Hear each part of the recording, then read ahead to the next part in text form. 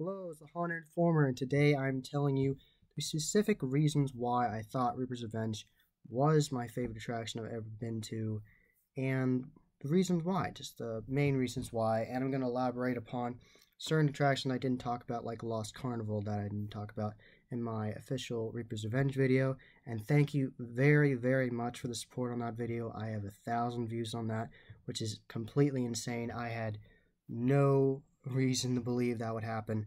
That's insane. Thank you all very much for that. I still can't believe that happened. But past that, I'll tell you about exactly why I like Reaper's Revenge and why it was my favorite. So let's start out with the order of how the attractions actually run. So you get on the hayride and you either go on the VIP line, which speeds up the process, or you go on the normal line. And then there are 4 or 5 lines spread out. And the VIP ones usually get to go first. And there's mobile lines, and then you're grouped up, and they ask you, do you want a glow necklace? Because if you wear a green glow necklace, then the actors can't touch you, and that tells them not to. I've heard that sometimes they still do anyway, but there's a substantially higher chance they won't. But I wanted a more interactive experience, so I did not opt in for that. I wanted to get touched and be a more interactive experience, and overall, it was definitely worth it. There was a lot more interactive without it. I could actually be grabbed and thrown places and things, and I'll explain upon that in this review. And start out with the Haunted Hayride, and you go up to this impressive facade. There's so much fog, and there's this Reaper animatronic talking to you, and it's really intense. And then you just go right into the attraction, and you just start going through the hayride. All kinds of unique, really well done scenes, like the pumpkin forest, really well done. And then you get off, and there's a security notice, and something's gone wrong. To get off because of security, and you have to go to the security office. And I'm not going to ruin that scene for you. It was easily one of the best security office rooms I've ever seen in any haunted attraction I've been into, and I definitely got starred pretty bad by the security guard in there. But that was a good room, and that leads you to the Lost Carnival. And the Lost Carnival is a carnival-themed haunt. It has funhouse elements, and then just flat-out carnival themes. And there's a section that you actually get to play a carnival game. I'm not going to tell you what you play, but I'm just letting you know I lost. But I tried. And there's tons of interesting things in that attraction. There's the big highlights are like the Tunnel of Love. There's even, they have to be fed somehow, so there's like a cannibal kitchen in there. There's a roller coaster, there's a carousel, there's a Ferris wheel.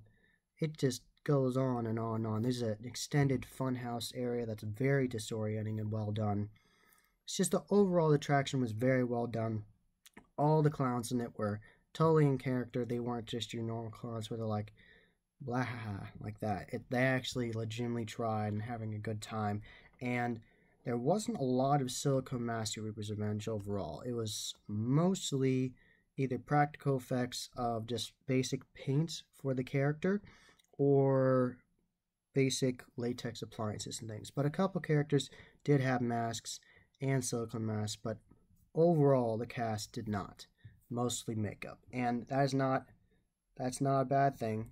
It's my favorite haunt, and they use mostly makeup. So it proves to you that you don't need a $600 mask to be scary. You just need to be a good actor and be able to show people that you have good improv skills and things like that. And the actors of Reaper's Revenge had tons of that. Now, get back on the hayride after you go through Lost Carnival. Go back on the hayride, go through more scenes, and you go and finally see the Reaper of Reaper's Revenge. And that is easily the most intense ending to a haunted hayride I have ever seen. I like the ending to a haunted hayride with a chainsaw, but I've just seen it so many times. It's just not as scary as it used to be in the past when I saw it before. But seeing this new take on it with the Reaper, where you meet the Reaper, it's so disorienting, and there's so much fog and strobes, and the Reaper comes after you, and It's really insane. It's the best end of a haunted hayride I have seen yet, and I'm gonna hopefully go and see more haunted hayrides this year. Now we'll compare it, Reaper's Revenge, to them. But they currently are my favorite haunted hayride, and they did a wonderful job.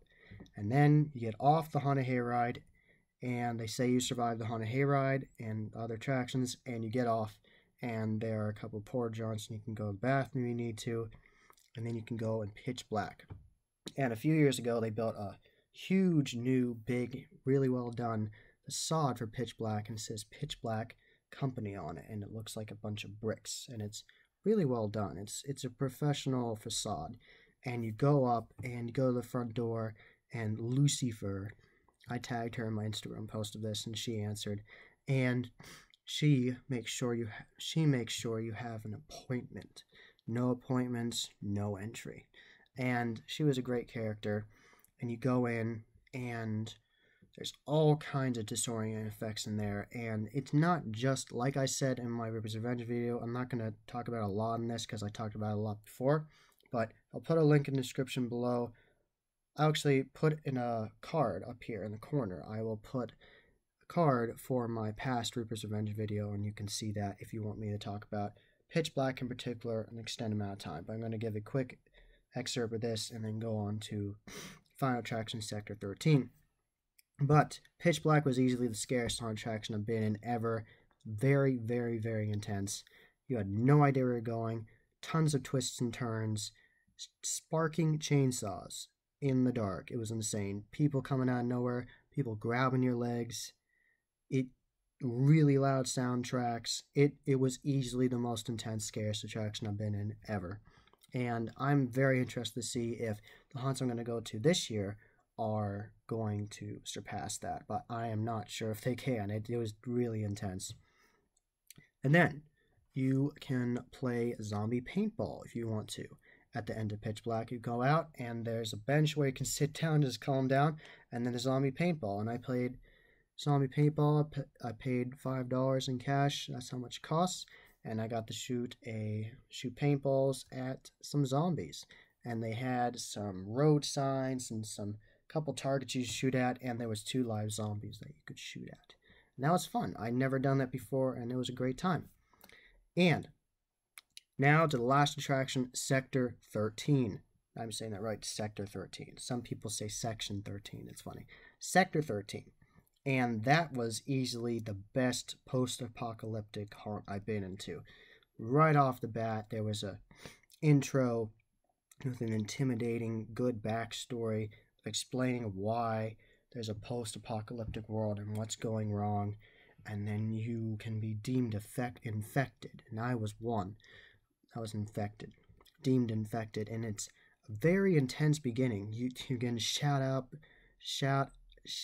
at by guards, there's doctors. It's just a very intense beginning. It's easily one of the most intense beginnings I've been in a haunt ever, and hasn't even started yet. It's just the very beginning, and it just gets more and more intense from there. Then I started getting grabbed and taken. I actually got grabbed and thrown to a refrigerator with bodies. Another part later on, I was thrown to a cage.